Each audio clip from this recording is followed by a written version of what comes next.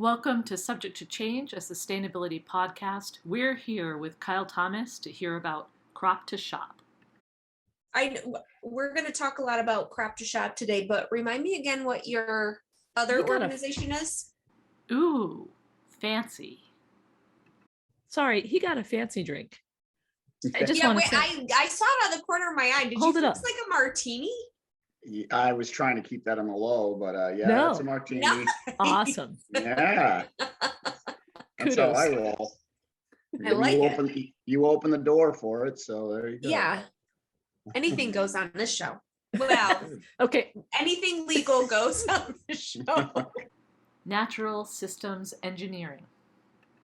Yeah, natural systems engineering is mostly water, but and stormwater, river restoration, creek restoration, stormwater management, drainage, and then we're also in energy a little bit with geothermal.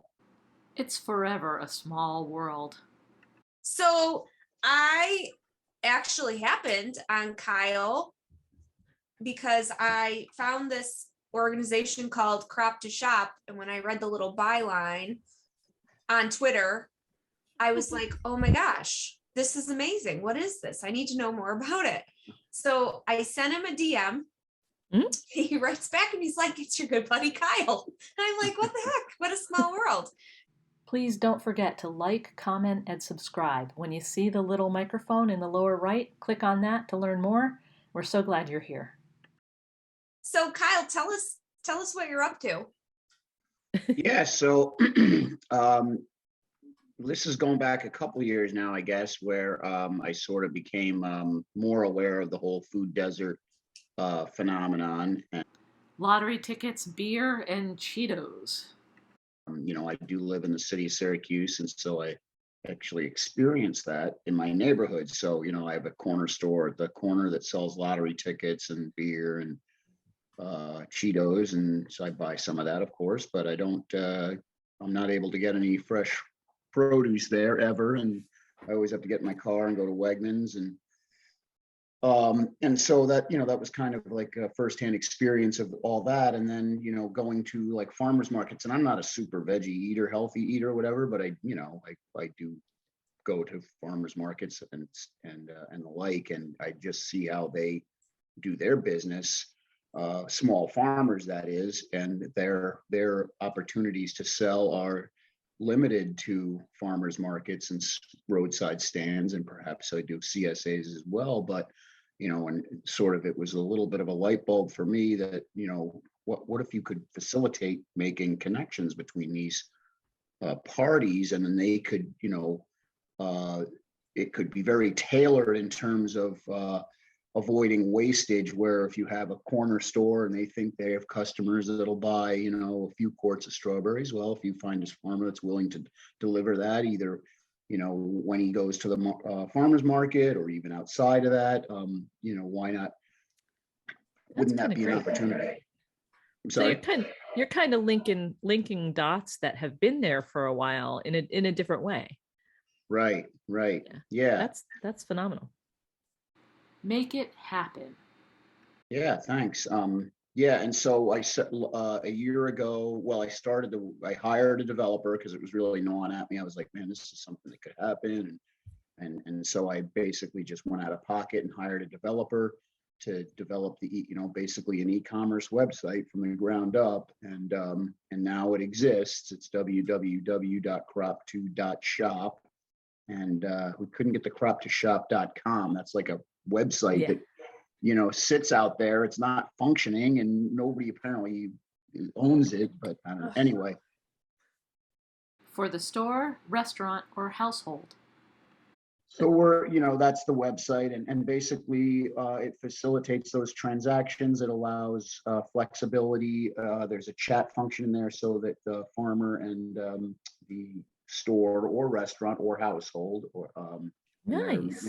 many different parties that can participate in it or take advantage of it.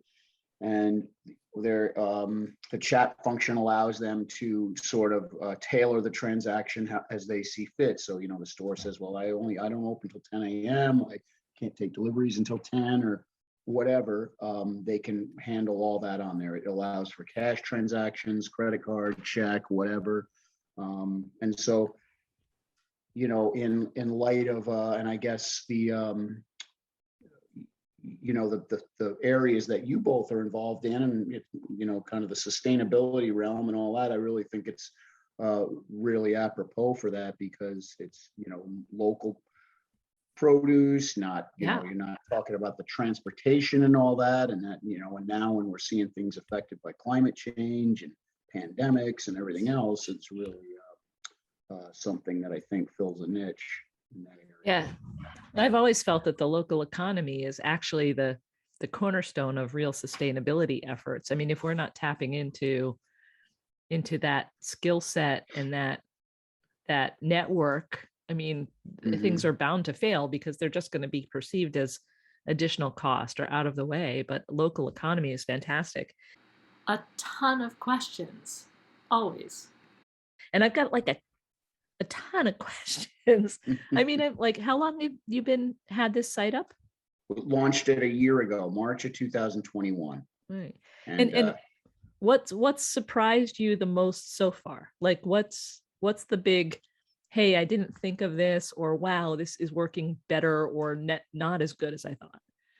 Yeah, I guess it's more the latter point, because, you know, I think there are reasons for it. Like, you know, I think I had a little bit more expectation or high hopes about how this would be embraced, but you're really talking to people that are sort of doing things in a way that's been done for centuries, millennia, probably, for farming, you know. And I made some mistakes last year, I think, in terms of how I approached the marketing of it. I thought it would just take off. So I really kind of went out up in upstate New York. I traveled to your area, Albany. I went to Utica. I went to Ithaca. I went to Auburn. I went to Rochester. I went all over the place and kind of handed out these palm cards and talked to farmers markets and talked to corner stores. At least nobody told me. One thing that may have surprised me in a positive way is that nobody told me I was crazy, and nobody said this is a dumb idea and we'll never, you know, we would never participate in it. I never had that conversation. So everybody in concept likes it and thinks it's good. But you know, I think it's kind of, especially on the farmer side, you know, you go and see them during their busiest time of year. So they're busy farming, they're busy selling, and they're not as inclined to get on this kind of not experimental, but more really pioneering, if you will, website that isn't really fully you know, operational yet. And so they're probably not. And then there's, you know, there's technological barriers. You know, a lot of these folks have been around, you know, they're older people, and they, you know, so I had lots of discussions where they're, oh, I'm going to give this to my niece or my daughter or my son-in-law or whoever to sign me up, because I hate dealing with computers and all that. So, you know, there was a lot of that too. So. 10 years. Yeah, it's I would say that a lot of the work that I've done over the last 15 years has involved like a grassroots change and a change of process. And I know this isn't reassuring, but it should be reassuring. Things were happening, but we didn't actually see the real uptick. It took almost 10 years before all of a sudden it felt like, wow, this is really moving. And that's hard. Just hang on for 8 more years, Kyle. Yeah, right. No, but it's true. It's true. And so to both of your points, I mean, we just interviewed a gentleman by the name of Ron Deverman. Oh yeah. Who's, I'm going to say nephew. I think it's his nephew. Yeah. Nephew, I think, was taking over his father's farm. And so that is happening, like you're saying, and he is more of a, you know, he's got a lot of different ideas about how to farm and kind of break into some of these systems. So I think that transition, like you're saying, like you're both saying, is like starting to happen. So I think you're actually at this like really interesting point. You've had successes. You've had some successes already. I mean, you've got some people I know I was really Connected. excited to learn that in an area that I'm looking to move, the corner store is adopting this, correct? Yeah, he signed up, the Hawley Market, he signed up and he's very interested and excited about it. Those are the interesting ones. They're very, forward thinking and have, Good. have that mentality about identifying local produce and getting in the store. So I'm gonna, reach out to him personally as we get into the spring and remind him that we're here and we're gonna get farmers on board. Geofencing. At the end of last year, I did, I was talking with some friends of mine in the marketing area, and I was like, I need some help here. This shoe leather approach, this in person, it's not really. And so what we did was, and this was funded by Onondaga County under their Onondaga Grown program, but we got some funding from them to do this geofencing campaign, which is where we took all the addresses for all the convenience stores within 5 or 6 zip codes in Syracuse. And then anytime somebody was at that location on an app or device, they would get an ad pop up on their thing about Crop2Shop, and you could buy produce through this site. And so now so I'm in the process right now of writing a grant application to USDA, the Farmers Market Promotion Program, to try to take that model and apply it in other places. So I'm hopeful that that's going to get some traction. That's phenomenal. That's wow. All right. There was a little bit of a, Minority Report flitting through the back of my head for a moment there. If you've never seen the movie, you should watch the movie. And then you chose that technology to implement it. And I think it's really indicative because it's a technology service as well. Right. So that's really in line with how you're doing things. Where did you get this ability, this connection to using technology to make change? Yeah, that was really the marketing guys came up with that one. They were struggling for an idea, and I told them that I knew the locations and had the addresses, and so they talked with these folks at Spectrum about that and found out that they had this technology. So yeah, it's cool, and I'm really excited to apply it in some other areas. In real-time onboarding. What we're planning on doing this summer and through this, if we get funded through the USDA, is a little bit more assertive on the onboarding. So instead of handing out cards to farmers and saying, hopefully you'll sign up, the plan this year is just to go to their stand, find out their interest. If they are interested in it, and hey, we're just going to stand here. We're not going to interrupt your business, but we're just going to put your information into the website right now. So it's in there. That's cool. And then, so I think I'm hopeful that that'll be the, a little kickstart for that. Markets are incredibly labor intensive. I mean, this is one of the things that I've heard about farmers markets is, first of all, you can only do so many farmers markets. They're intense. They're so intense labor wise for these farmers. Right. It means that they are driving hours away from their home in a lot of cases with truckloads of stuff, unloading it, loading it back in. And it's a full day outdoors, not taking care of their crop, but trying to sell their crop. Right. Yep. Yeah. And that's the whole philosophy. Yeah. So how do you translate the difference between farmers markets and Crop2Shop in a way that farmers can recognize that that's more deliberate transactions? And I guess this is a question. Does that mean they're driving more miles to deliver individual loads? Or does that mean they're able to manage that better than they would be able to manage a farmer's market? Yeah. So, and this is what I tell people about that, because a lot of folks, when we talk with them, they say, well, how do you arrange this? Or how do you, I said, we don't, this is just a platform to make the match. We're relying on them to be entrepreneurial in how they do this. And so the questions you're asking are what we're relying on them to figure out. Is it going to, what if I find 5 stores on here and I can deliver to them on the same day that I do a farmer's market? Doesn't that make a lot of sense to just go and drop off a bunch of produce? And then at some point they may say, well, I don't even need to do a farmer's market at all, or it works out in tandem with the farmer's market. But it really relies on, and the motto we came up with for this thing is we bring the farm stand to the corner store. So can you fund some research? You talked about getting a grant from Department of Agriculture. Right. Yep.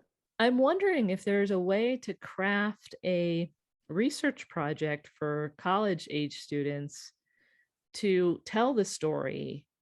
Like once you get to a point where you have a farm that has experienced some success, maybe there's that success story, but there's also an assessment of, surveying farms and figuring out how much time they spend at each farmer's market and what the profit is typically for each farmer's market, and then how Crop2Shop changes their labor profile and their cost benefit profile. That would be a fantastic research project for a master's student or a business student or a sustainability student. Yeah, I wonder, I should throw that out there. So I'll mention this right now because that's right in line with what you just mentioned, is that I got involved with the entrepreneurship program at Johns Hopkins. And so that's going on right. Huh? That's great. Yeah. So that's going on right now. So we have a call every Monday night where, and they just now are getting their heads around what the whole enterprise is. But that's an interesting topic, and I could even bring that up to them. And if they find it within their kind of scope for their MBA in entrepreneurship, they might want to look into that. And, so that's the first place I could throw that out, is on Monday to kind of look at the economy of farmers markets, is basically what you're saying, and how Crop2Shop either complements it or can be an alternative. Yeah. This can really address food apartheid. We've talked about food apartheid in a couple of discussions, how it's evidenced. It's an indication of redlining and racism. Absolutely. It's an economic burden to anyone living in an inner city that's in a food apartheid area where they just don't have access. I mean, you're talking about freeing a lot of people from crappy food. Right. I almost wonder if it would make sense so you're doing this high-tech approach. I almost wonder if it would make sense to also add to a low-tech approach where maybe somehow you could get like little sidewalk sandwich boards that could be updated with like the fresh produce of the day, so that the people in the neighborhood start to see an actual visual sign like out front and start to know to go in and patronize on those days or something. I mean, it's a low-tech thing, but and maybe additional marketing is down the road a piece. Well, we've actually kicked some ideas like that around too. It's sort of a little bit down the road just because that's an investment, obviously. And so we've had ideas of where, if once we get this established, we could actually be have a merchandising arm where we would have on our website, here's a sandwich board you can buy to put up at your store. Here's a banner you can put up to put it in your store. How far can Crop2Shop reach? How far and wide are you trying to do this? I know you said you've been to Albany. Is it just New York State? Are you looking to go beyond? Yeah, eventually. I mean, like, again, I have like some grand plans for it, and it really is set up to operate anywhere. This is, a lot of people, when I talk to them about it, they're like, oh, we have one of those here. We have a platform like yours here. I'm like, well, I don't know if you do, because I did a lot of research on this, and what they're generally talking about is aggregators. So people that come to the farmer and collect they're actually the middleman or middlewoman. And what we're looking to do through this grant is really partner with folks that are involved in this space, and that the idea of food desert and food apartheid. There are organizations, and we have Cornell Cooperative Extension doing some of this work. Absolutely. There's a corner store. The Food Trust is out of Philadelphia, and they have a very probably the leading corner store initiative program going. And so those are the folks that I'm approaching and saying, hey, we can work with you on your program and help your program succeed. And so that's really trying to identify those partners and then to work in those areas where they work. And so, Philadelphia, really cool. Baltimore, but I'm really frustrated in the fact that I can't get Cornell Cooperative Extension to Buffalo has a corner store initiative, and I had a call with them last week, and they're like, oh, we just don't think the timing's right or whatever. They gave me some kind. Wow. Like, yeah, that was a little frustrating, a little disappointing, but It's hard to focus with all the noise. I feel it too. I want to say that. I feel like there's so much going on that it's becoming noise. yeah. And how do you get through the noise to make it impactful?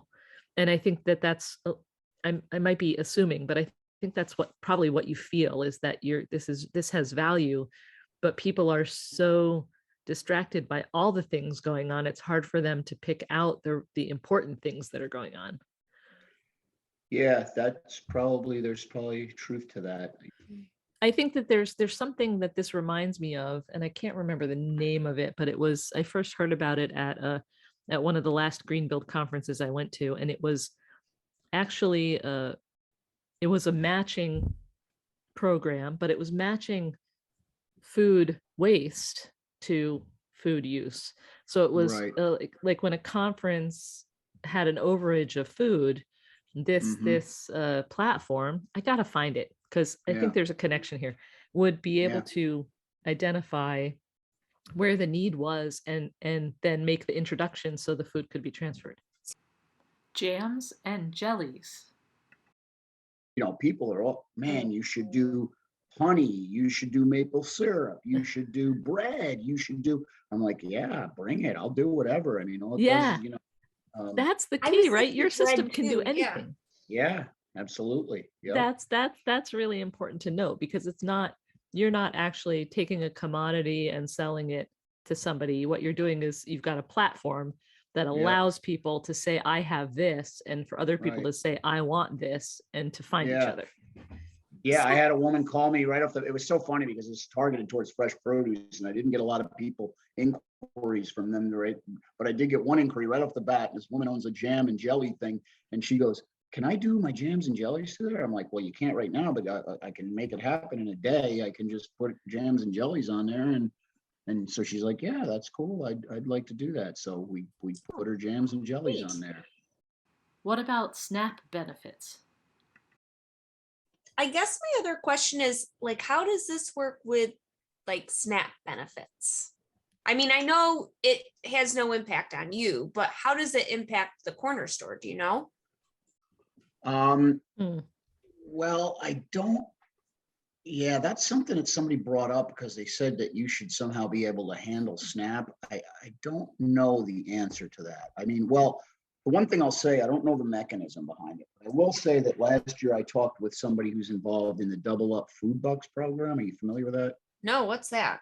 So that's where the state is providing, or some government entity is saying, if you buy healthy foods with your SNAP benefits, will double the value of them. So if you, awesome, it's really cool. Yeah, it's a great program. And I talked with her name is Christy Munson, and she's with, anyway, I don't remember the name of her group, but she was promoting this Double Up Foods Bucks program, and she was actually handing out my palm cards. I gave her palm cards, and that's great. She offered to hand them out to stores she went to. And so, the bottom line is that it basically, at least I didn't get any reason from her to believe that it isn't perfectly compatible with the platform. And so however they make that, transaction happen with the benefit cards or whatever, it can be, handled as cash or whatever through the website. Because really the website is sort of neutral on how the transaction happens. It just does the price, and then they confirm that the transaction happened, and then we release the. How can we possibly subsidize people eating food that's bad for them? Yeah. Now we've seen them in the lines, right? I mean, I've seen them use their card and line at the store and buy in, like, soda and chips and candy, right? And whatever. People have to make their own choices, but there's no problem if they make the choice for that. But if the problem is that they don't have access to healthy foods, then we're actually creating a system that's self-perpetuating for failure. What drove your passion for this, Kyle? So what drives you, Kyle? How did you go from being geothermal, geo exchange system, and and I know you from U.S. Green Building Council and not-for-profit volunteerism. How do you get from your life experiences and your career to building an app that will change food system management?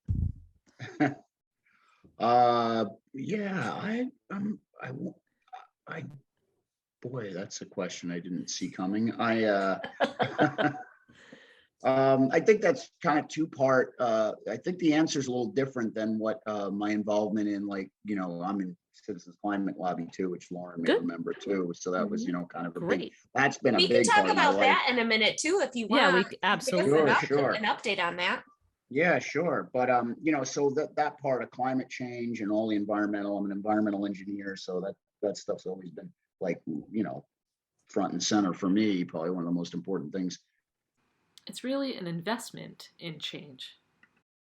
This thing is just, it's a little bit different. I mean, it does have a sustainability component and it does have an environmental component, but it's just sort of an idea that, like, I had and I could not let go of, and I couldn't live with myself if I didn't pursue it. It was like when I was putting the money into it, it was like I really didn't have any qualms about doing that. And it was quite a bit of money. It was, it was a good chunk of change to get. It wasn't like setting up a company website that just has pictures and about us and contact me and whatever. It's a functioning e-commerce website and geographic locating it. So but investment.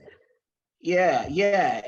But it was never like, I didn't like lie awake, sleep at night, because it was like something that I could not do. See a need? I think that thanks. That I think that probably everyone has experienced a pull like that sometime in their life, at least if they've been living for a little while.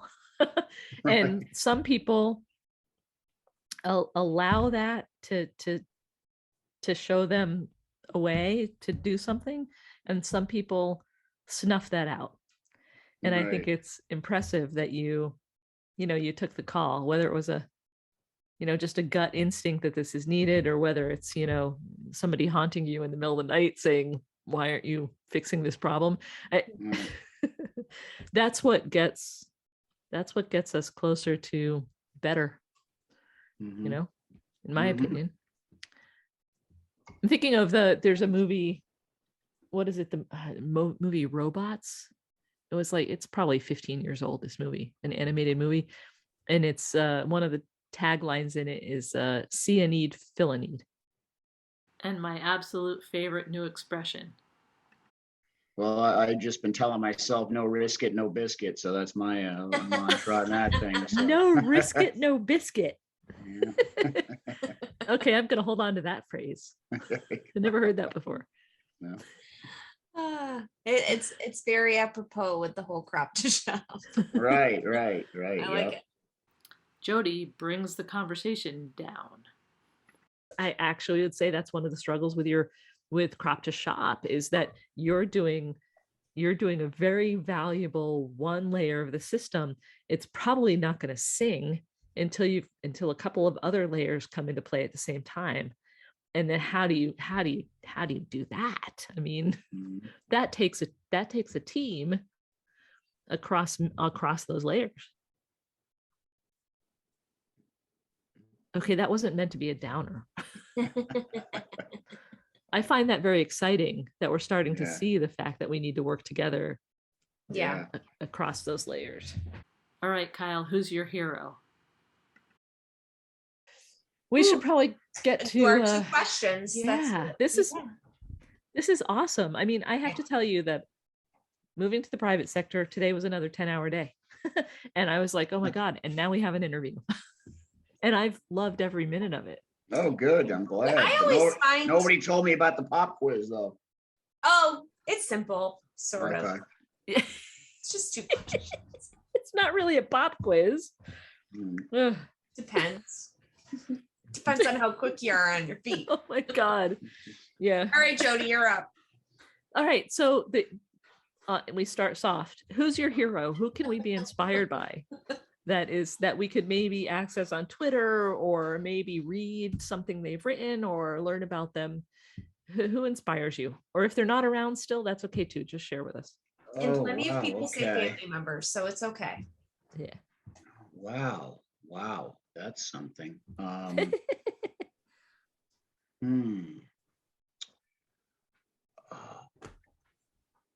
Jeez. I guess I'm gonna I don't think this is actually at the top of my list, but he's the first one that comes to mind, so I'll put him out there. Michael Mann, the climate scientist. So Have you read his most recent book? I have it and I have not read it yet. Yeah, ditto. Yeah, I know. But good writer and absolutely sensible and angry at the same time. What's his Well, book? his first book is one I recommend to people if they want to even put their toes in the water of climate, because that's like a whodunit. That's like a mystery. There's oh yeah, it's great, and there's villains and the good guys, and oh yeah, what's the book? What is that? The hockey stick and the climate wars. Yeah, I'm gonna put that on my list because that's cool. Oh yeah, that's number one on my climate books that I've read. Cool. And his newest book is The New Climate War. Yes. Yeah. And we've mentioned it on other talks, and I think I need to dust it off and actually read it. And where should we all focus? So that was the easy one. That was the soft sell. Oh geez. Okay, now I'm scared. Nah, you're gonna have a good answer with this one. Okay, so if everybody in the world stopped everything that they were doing simultaneously and had to focus their efforts on one initiative that was going to make an impact, what should that initiative be? Oh, well, you know what I'm going to say to that. I think I know. Carbon fee and dividend. Okay. Yeah. Woohoo! Once you price something, you can actually get people to pay attention. Are we ready for a public apology? Well, I feel like I owe a public apology to Kyle and the Citizens Climate Lobby. Thank you. The Citizens Climate Lobby. Wanted to make sure I get it right, as well as apparently the rest of at least New York State and humanity as a whole, and say, I am sorry that it took me 15 to 20 years to get on board with a carbon tax that we should have been doing all along. As it turns out, I had my head in the clouds. I thought we were going to see some real huge changes that were going to negate it. I was worried about the cost being infiltrated down into classes of people that couldn't afford it. And you know what? We're at this point now where it's like, let's just go. Let's just do it. You guys were right. So public apology, Kyle. It is very, very hard to change. Oh, that's okay. I just feel like I failed in my mission to convert you then and there at the coffee shop. I don't know. You know what? Diane Brandley had a far greater hold on me, didn't you, Diane? Yeah. I think she watches. She's going to be rolling over at the fact that I converted sides. I didn't convert. I'm just desperate. It's just desperation. Yeah. Well, and it's, you know what, it's in our nature. I'm in that, like the three of us probably to, and others that we've talked to think that these things are so clear. We shouldn't have to have a force mechanism, but we often have to have the grassroots effort and the force mechanism of money and the force mechanism of legislation in order to make these things move forward, because people are inherently resistant to change. It's not that they're idiots. It's not that they're mean. It's that it's really, really hard to do things differently. This has been Subject to Change, a sustainability podcast.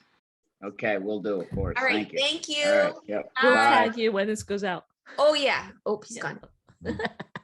Did you have a good? Was this a nice way to wrap up your day? It was great.